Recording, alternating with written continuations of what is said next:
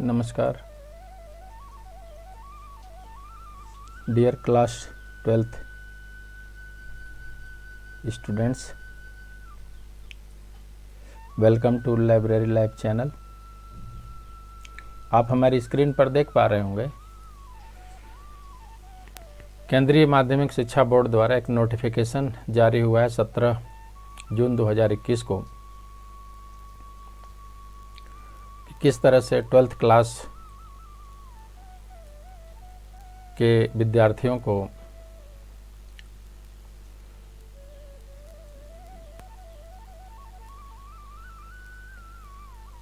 Number दिए जाएं और एक नीति बनाई है कि किस तरह से आपके रिजल्ट घोषित किए जाएंगे।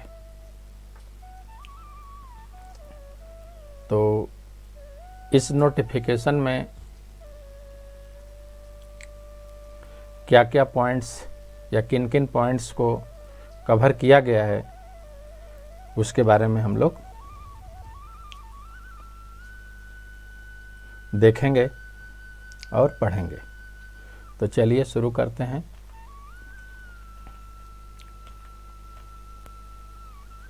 तो 3 साल की परफॉर्मेंस ही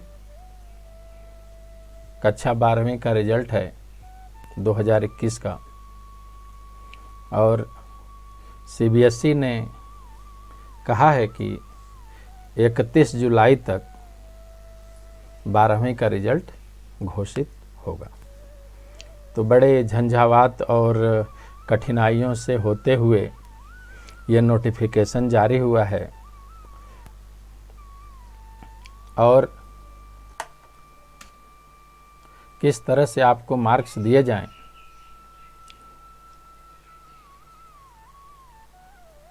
उसके लिए सुप्रीम कोर्ट में भी एक याचिका जो है दायर हुई है। ममता शर्मा ने याचिका दायर किया था और उनकी याचिका को सुप्रीम कोर्ट ने खारिज कर दिया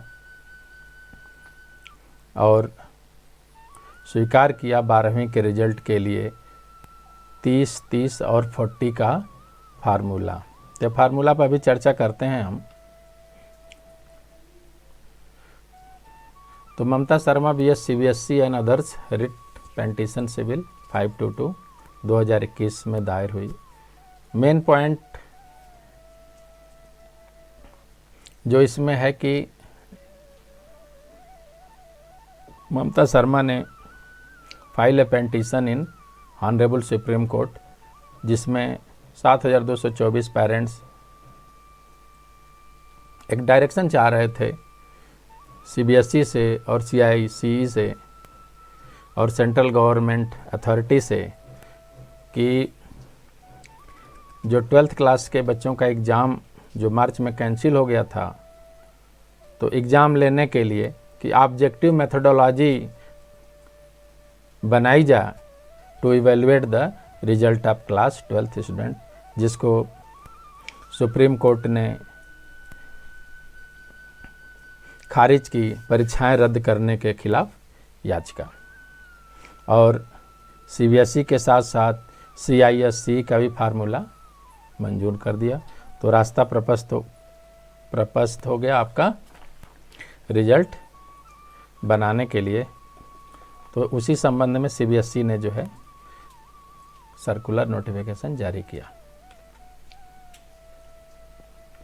और इस नोटिफिकेशन के ऊपर ही देखिए लिखा हुआ है, policy is issued as per directions given by honourable Supreme Court of India.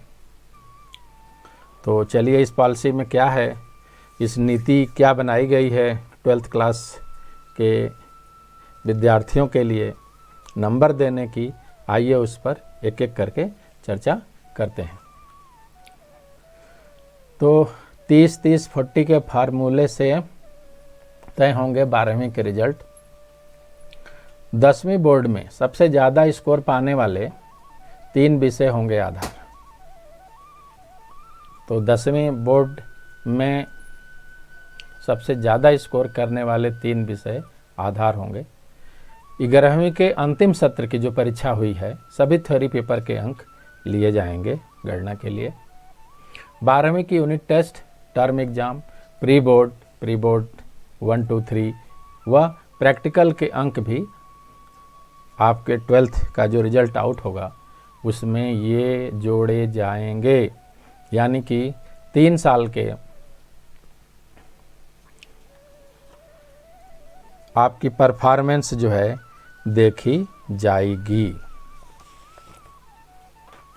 10वीं बोर्ड में सबसे ज़्यादा स्कोर करने वाले 3 विषय, कोई भी 3 विषय हो सकते हैं, और 11वीं के अंतिम सत्र की परीक्षा के सभी थ्योरी पेपर के अंक लिए जाएंगे। 12वीं के unit test, term exam, pre board, practical के अंक भी अंतिम परीक्षा परिणाम में जोड़े जाएंगे। तो इसमें कौन सा लिया जाएगा? यूनिट टेस्ट, टर्म एग्जाम और प्री बोर्ड 1, 2, 3 हुआ है। प्रैक्टिकल तो क्लियर है, प्रैक्टिकल या तो आपका 20 नंबर का होगा या तो 30 नंबर का होगा। थियरी के पेपर जो है 80 होता है, 70 होता है। तो आइए चलते हैं एक एक करके। तो कैसे होगी 12वीं में अंकों की गणना? तो मान लीजिए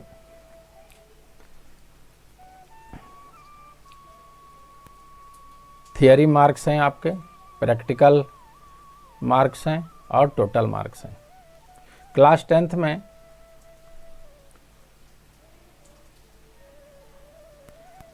जो 30, 30, 40 का फार्मूला अभी बताया था, तो क्लास 10th में 80 नंबर हैं,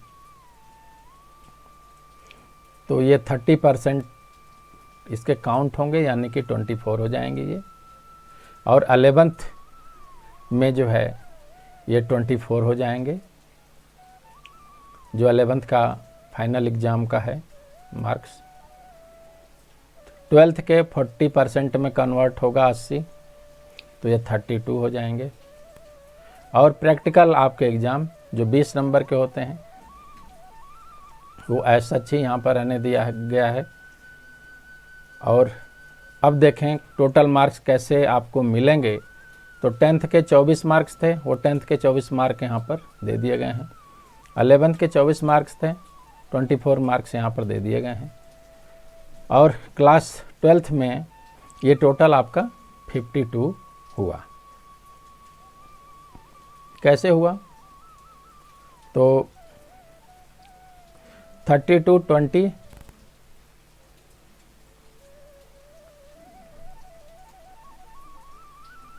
ये आपके टोटल जो है 52 हुए। और 10th और 11th के इन सबको जोड़ा जाएगा तो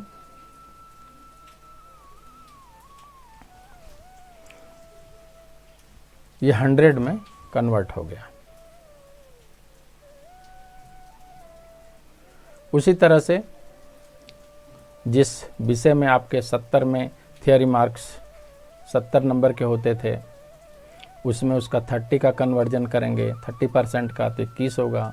11th का करेंगे कन्वर्जन तो 21 होगा। 12th का कन्वर्जन करेंगे तो 28 होगा।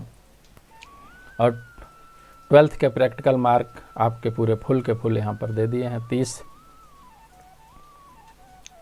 तो ऐसे होगी गणना, आप इसको देख पा रहे हैं। हम लोगों के यहाँ 80 और 70 मार्क्स के हैं। तो आगे चलते हैं हम लोग। अब जो फार्मूला दिया गया है उसको और समझते हैं हम लोग। मान लीजिए फिजिक्स है या केमिस्ट्री है। फिजिक्स में लेता हूँ। थियरी के अंक है आपके 70 होते हैं, प्रैक्टिकल जो है 30 का होता है। तो फाइनल रिजल्ट आपका कैसे बनेगा? 10वीं, 11वीं, 12वीं और 12वीं का प्रैक्टिकल। वेटेज फार्मूला है 30, 30, 40 का। तो वेटेज अंक आपके 21 हो जाएंगे। और 11वीं में भी 21 हो जाएंगे, 12वीं में भी 28 हो जाएंगे। और 12वीं का प्रैक्टिकल एज सच 30 यहाँ पर रख दिया गया है। तो मान लीजिए यदि आपके अंक 66 थे 70 में 10वीं में, और 11वीं में 62 थे 70 में, 12वीं में 67 थे 70 में, और प्रैक्टिकल में आपने 26 नंबर पाया है आउट ऑफ 30, तो इसको वेटेज के हिसाब से ये हो जाएगा 19.8 बाई 21, ये हो गया 18.6 बाई 21, और 26.8 बाई 28, 26 बाई 30। इन सबको अगर जो जोड़ देंगे तो जो आपका वेटेज जो आपको जो 30, 30, 40 का था, ये देखिए जा कर के कुल अंक 100 हो गया है।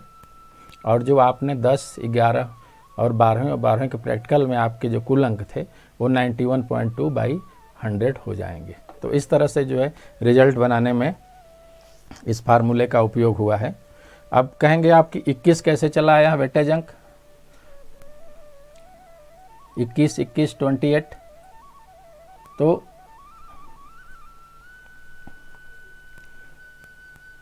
थर्टी परसेंट 40% अगर जो आप निकालेंगे 70 में तो इतना ही आएगा, ठीक है। और 70 है और आपका 21 हाईएस्ट आपका वेटेज है ये 28, उसमें से आपने जो नंबर पाया है, ठीक है, उसको आपके नंबर को यहाँ पर टोटल कर दिया गया है 91.2। तो इस तरह से 12वीं के रिजल्ट बनाने के लिए ये फार्मूले का उपयोग होगा। और सीबीएसई ने जो अपना सर्कुलर है उसमें बहुत स्पष्ट रूप से कह दिया है और एक समय सीमा बना दी है, डेडलाइन तय कर दी है कि सभी गतिविधियां जो है, क्योंकि सीबीएसई को रिजल्ट देना है जुलाई के एंड में, तो उस पर आइए देखते हैं क्या उस पत्र में है। तो 23 जून तक रिजल्ट कमेटी गठित होगी और 28 जून तक ये रिजल्ट कमेटी स्कूल गठित करेगा। 28 जून तक सीबीएसई पिछले परीक्षा के अंक स्कूल को भेजेगा 28 जून तक। 30 जून तक रिजल्ट कमेटी, जो स्कूल की रिजल्ट कमेटी है, उसका मूल्यांकन की सारणी व रोड मैप बनाएगी। 15 जुलाई तक स्कूल को सीबीएसई बोर्ड के पोर्टल पर रिजल्ट अपलोड करना होगा और सीबीएसई 8 जुलाई से अपना बोर्ड पोर्टल उपलब्ध कराएगा, जिस पर सभी स्कूल जो है अपना मूल्यांकन करने के बाद अपना रिजल्ट जो है उस पर अपलोड करेंगे। और बहुत स्पष्ट सीबीएसई ने कहा है कि 31 जुलाई को 12वीं का रिजल्ट आएगा। साथ ही साथ इसमें एक और भी आया है कि 10वीं के नतीजे जो है 20 जुलाई तक संभव हैं। देखें आता है कि नहीं आता है, ठीक है। तो स्कूल के 3 साल के प्रदर्शन का असर पड़ने जा रहा है 12वीं के परिणाम पर। टर्म है, मानकीकरण है, मॉडरेशन है, रेफरेंस ईयर है, ये सब क्या हैं। और जैसा कि आप जान रहे हैं कि गर्मी में जो है बच्चे कितना पढ़ते हैं, और 10वीं में चूँकि पहली बार बोर्ड में रहते हैं, बोर्ड में जाते हैं एग्ज़ाम देने, तो उतना अनुभव नहीं रहता है। तो अगर जो कुछ नंबर कम आते हैं तो बच्चे प्रयास करते हैं कि चलिए जी 12वीं में 11 से तो कोई मतलब नहीं है, 10 तो हम ऐसे वैसे ही निकल गया, पास हो गए अच्छे अंक लेकर के। तो 11वीं में बच्चे बहुत ज़्यादा सीरियस नहीं रहते हैं, क्योंकि 11वीं का अंक पहले जो है पूर्व सालों में जुड़ता नहीं था, लेकिन इस बार जो है स्कूल के 3 साल के प्रदर्शन का असर भी 12वीं के परीक्षा परिणाम पर पड़ेगा। कैसे पड़ेगा आइए देखते हैं। तो स्कूल कमेटी जो बनी है स्कूल स्तर पर और जो छात्रों को अंक दे रही है उसका मानकीकरण करेगी, यानी कि स्टैंडर्डाइजेशन करेगी।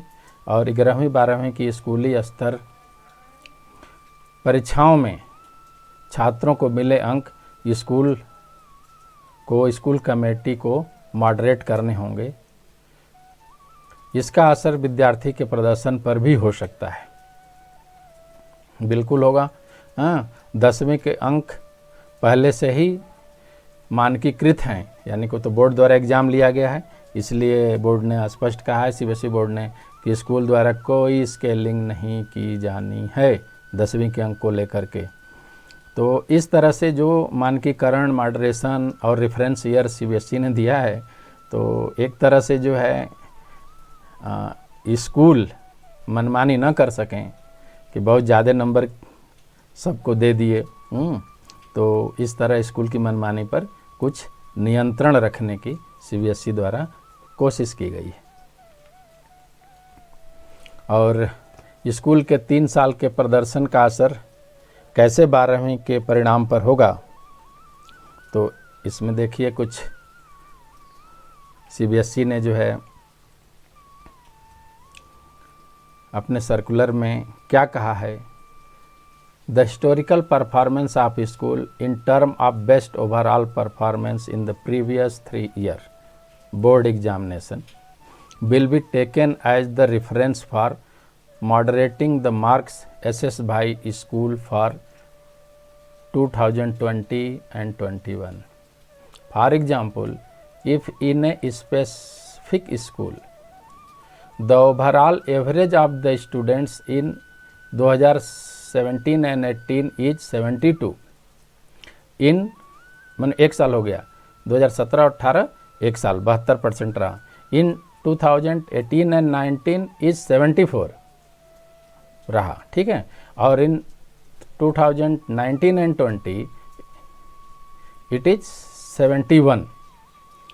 तो 3 साल हो गए, एक 17-18, 18-19 और 19-20। तो इसमें आप देखेंगे कि 17-18 में 72 था, 72 था, 18-19 में 74 था और 19-20 में 71 था।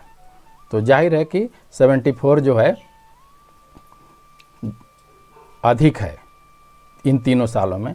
तो क्या कह रही है CBSE, the school will use the subject wise average of 18 and 19 for moderation. कह रही कि 18 और 19 का जो सबसे ज़्यादा था 74%, the subject wise average of the 2018-19 for moderation which are the highest for moderation. The selected year will be used as reference year for the school. और ये सेलेक्ट ईयर जो स्कूल अपने आप करेगा कि किस साल उसका अच्छा प्रदर्शन रहा। तो जाहिर है कि 18-19 में मान लें अगर जो किसी स्कूल का 74% अच्छा प्रदर्शन रहा, तो वो 18-19 का जो सब्जेक्ट वाइज एवरेज होगा for moderation which are the highest for moderation. The selected year will be reference year for the school. For each subject, the school will have to follow a broad distribution of marks, which will be based on the performance of the specific year by school in that subject. तो कहा ठीक है जी, 74% तो आपका highest ले लीजिए, लेकिन देख लिए फिर कैसे लिमिट की जाती है, ठीक है ना। The subject wise marks assessed by the school for 2020 and 21 should be within the range of plus या -5 marks obtained by the student in the school in the subject in the reference year. जो reference year है, अभी इसको समझाते हैं आपको example के द्वारा भी। उसमें केवल आप +5 जोड़ सकते हैं या -5 घटा सकते हैं। The overall average mark for the school assessed in the 2020-21 for all the subject should not exceed the overall average marks obtained by the school by 2 marks. और ये लिमिट भी कर दिया सीबीएसई ने कि आप 2 मार्क से ज़्यादा एवरेज जो है सभी विषयों के नहीं होने चाहिए, 2 नंबर से ज़्यादा नहीं होना चाहिए, ठीक है ना। तो आइए इसको समझते हैं कि किस तरह से तो स्कूल के 3 साल के प्रदर्शन का असर 12वीं के परीक्षा परिणाम पर। तो पिछले 3 वर्षों में बोर्ड परीक्षाओं में जिस वर्ष स्कूल का सबसे सर्वश्रेष्ठ प्रदर्शन रहा है, उस वर्ष को रेफरेंस वर्ष माना जाएगा। अभी जैसे यहाँ पिछले में 18-19 जो था, 18-19 74% मार्क्स था, तो उसको जो है ये कह रहा है कि रेफरेंस वर्ष माना जाएगा। तो रेफरेंस वर्ष के आधार पर 20-21 के अंक प्लस या -5 की रेंज में होने चाहिए। अगर रेफरेंस वर्ष में स्कूल के किसी छात्र को मैथ में अधिकतम मान लीजिए 90 नंबर मिले थे, तो इस बार मैथ में तो +5 कर दीजिए या -5 कर दीजिए। -5 करेंगे तो 85 हो जाएगा, या +5 करेंगे तो 95 अंक हो सकते हैं। और इस तरह से आप बढ़ा तो लीजिए सभी बच्चों के। आपको मान लीजिए आपके स्कूल में 100 बच्चे हैं, हमारे यहाँ जो है 40 बच्चे हैं या 42 बच्चे हैं, तो बढ़ा तो लीजिए। लेकिन ये भी ध्यान रखना होगा कि स्कूल के सभी विद्यार्थियों द्वारा प्राप्त अंकों का औसत रेफरेंस वर्ष से 2 अंक से अधिक नहीं होना चाहिए। औसत जो ये रेफरेंस वर्ष था यहाँ पर जो 74% था, उस पर कह रहा है कि ये 2 अंक से अधिक नहीं होना चाहिए। तो इस तरह से नंबर देने में तो +5 के रेंज में नंबर तो बढ़ गए, लेकिन एक और लिमिट कर दी गई कि ये ध्यान रखना होगा स्कूल को कि सभी विद्यार्थियों द्वारा प्राप्त अंकों का औसत रेफरेंस वर्ष से 2 अंक से अधिक नहीं होना चाहिए। औसत एवरेज की बात कर रहा है। तो इस तरह से स्कूल की जो ज़्यादा नंबर देने का प्रयास करेंगे तो उस पर कुछ नियंत्रण रखने की कोशिश की गई है। ठीक है, आगे चलते हैं हम लोग। कुछ आवश्यक तथ्य। तो वर्तमान 2021 में 12वीं में करीब 15.5 लाख छात्रों का भविष्य जो है, जो सीबीएसई की नीति है, इसके आधार पर तय हुआ है। और जाहिर है कि इस साल बच्चे जो है ज़्यादा पास होंगे। तो 12वीं पास करने के बाद बच्चे जो है कॉलेजों की तरफ रुख करते हैं। तो जब ज़्यादा बच्चे पास होंगे तो जाहिर है कि कुछ सीटें जो है कॉलेजों में भी बढ़ानी पड़ेगी। तो ये तो बात का मुद्दा है। अभी हम लोग इसी सर्कुलर पर ही जो है फोकस करते हैं। तो और क्या सीबीएसई ने कहा है कि एक से ज़्यादा विषय में फेल हों तो साल रिपीट दोबारा, यानी इसेंशियल रिपीट, अर्थात फिर से परीक्षा देनी होगी। 2 विषय ज़्यादा फेल हैं तब। एक विषय में फेल होंगे तो कंपार्टमेंट की श्रेणी में रखा जाएगा। आवश्यक इसमें एक बहुत महत्वपूर्ण पहलू है कि कोई छात्र मूल्यांकन परीक्षा के परिणामों से असंतुष्ट है और असंतुष्ट हो तो उन्हें जो कोरोना की वजह से परीक्षा कैंसिल कर दी गई थी, तो हालात सामान्य होने पर परीक्षा में बैठने का मौका दिया जाएगा। और जब ही आप परीक्षा में बैठ गए तो उस परीक्षा में जितने अंक पाएंगे वही अंक अंतिम माने जाएंगे। तो जो छात्र 12वीं में असेसमेंट नहीं दिए, हो सकता है कि कुछ प्रॉब्लम रही हो, तमाम प्रॉब्लम है, तो उनके लिए स्कूल का जो रिजल्ट कमेटी होगी वो मौखिक परीक्षा लेगी और मूल्यांकन का तार्किक तरीका भी निकालेगी।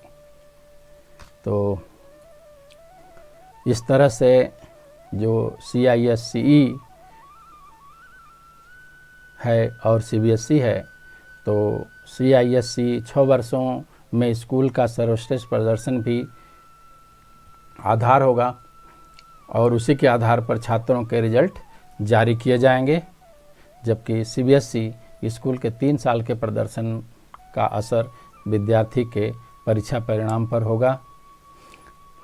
तो सुप्रीम कोर्ट ने CBSE व CISE के मूल्यांकन फार्मूले को मंजूरी दे दी है और इसी के आधार पर जो है रिजल्ट जो है बनेंगे। तो जाहिर है कि 10th में बच्चे जिनके कम नंबर आए थे तो झटका लग जाता है ना कि कम नंबर आए हैं, मैं अच्छा मेहनत करूं। तो 2 साल का समय बहुत होता है। 2 साल में विद्यार्थी बहुत अच्छा प्रदर्शन कर सकता है और ख़ास तौर से अब तक जो ट्रेंड यही रहा है कि 11th में बच्चे बहुत ज़्यादा सीरियस नहीं होते, 12th में अपना पूरा जी जान लगा देते हैं अच्छा नंबर पाने के लिए। तो फिलहाल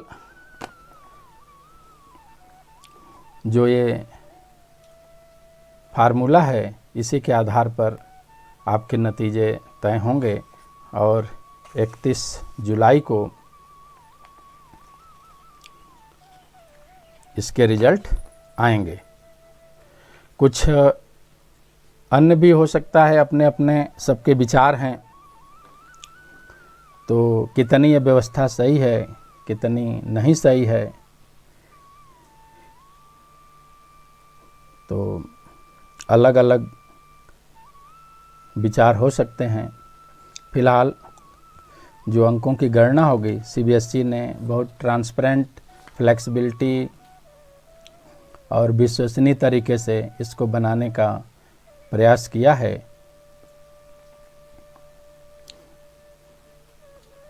और इसी के आधार पर रिजल्ट बनेंगे आपके। तो आज के लिए बस इतना ही। थैंक यू सभी को।